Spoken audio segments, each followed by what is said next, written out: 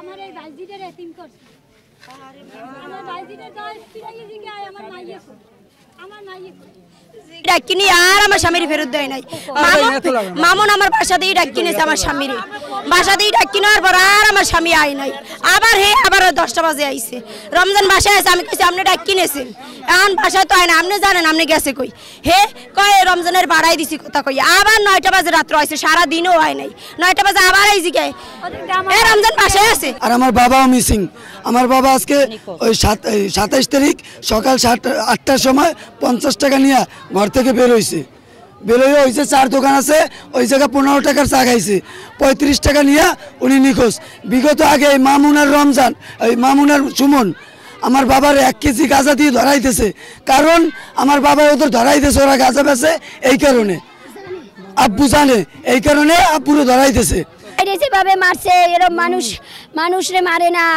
আর এই যে মারছে এর বিচার চাই মামুন আর ওর ভাই সুমন আরও আছে মানুষ এগো বিচার চাই পুলিশ প্রশাসন যারা টাকা পয়সা না খাইয়া আমার বাড়ির বিচারটা জানো ই করে না হালায় এগো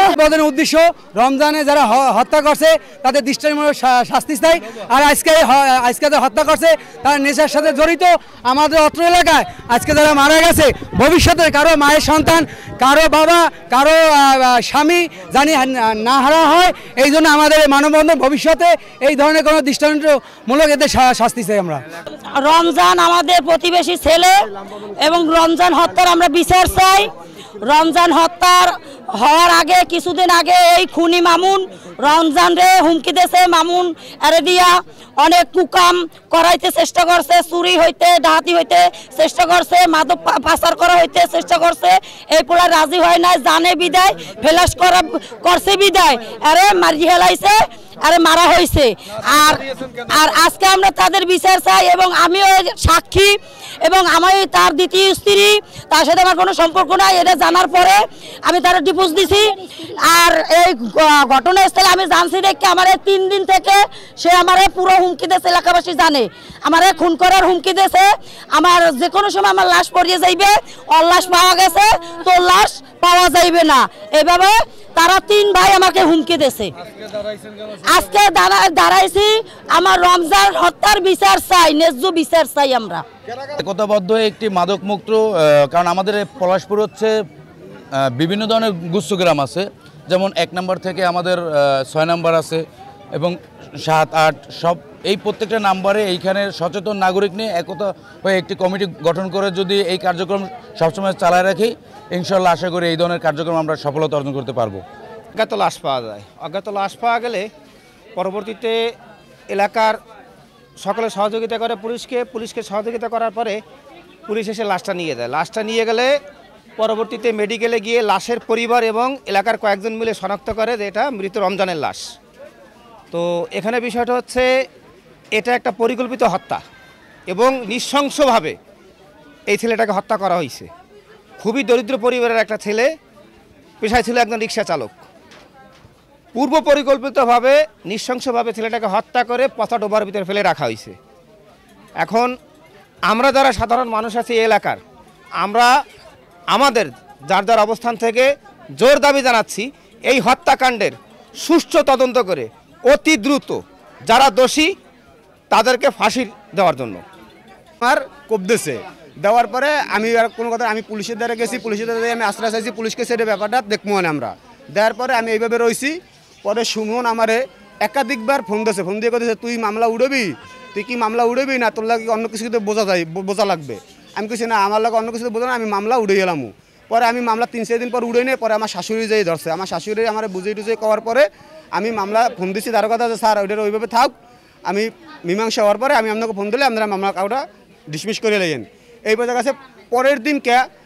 যখন আমার শাশুড়ি আমার মিলিয়ে দিছে মিলিয়ে দেওয়ার পরে রমজান আমারে সেই রাত্রে বাসায় গেছে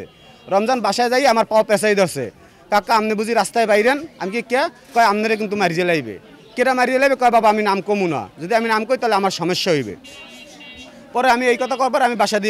বাসায় আমি বলেছি বাসায় আমি বাইরেছি বাইরে এসে পর দেয় বাড়িখানার একটা ছেলে কালা মতো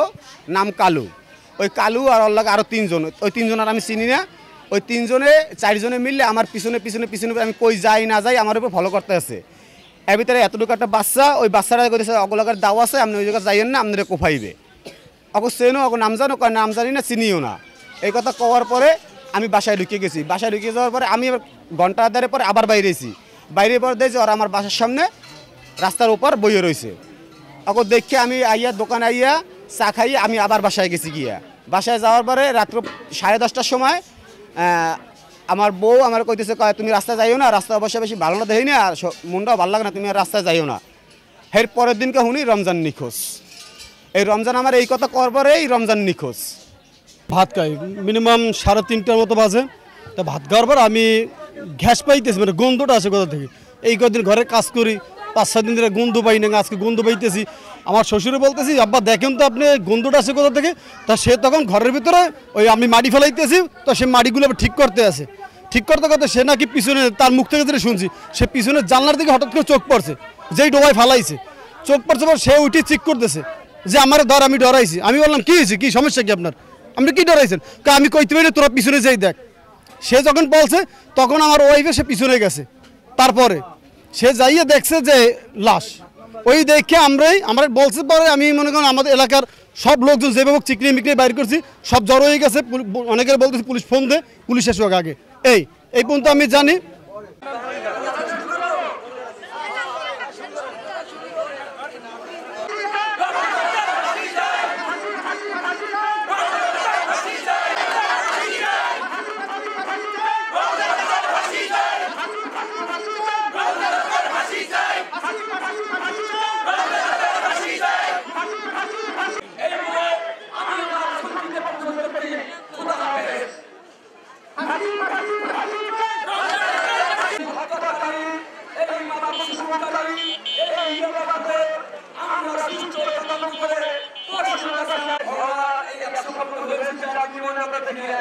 এটা